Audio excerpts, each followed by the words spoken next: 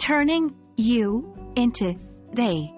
Mastering second person pronoun changes in reported WH questions. Hello everyone. Welcome back to our channel.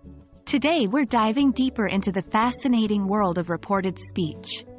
We're going to focus on reporting WH questions, with a specific focus on how the second person pronoun you changes in reported WH questions. This is an essential part of mastering the use of reported speech in English, so let's get started. Before we jump into the changes in second person pronouns, let's quickly revisit what a WH question is. WH questions are questions that start with words like what, where, when, why, who, which, how, and so on. They are questions that seek detailed information, not just a yes or no answer. For example, where do you live? What is your name? Why are you late?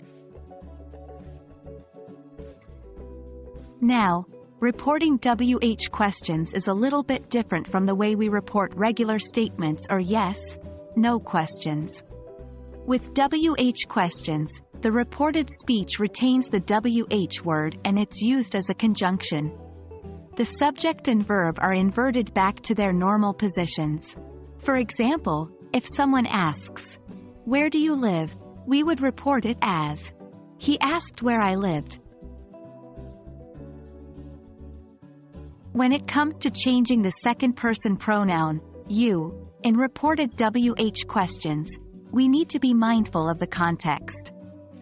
In reported speech, we typically change you to he, she, or they, depending on who we are referring to. So, if the original question is, "What do you like?"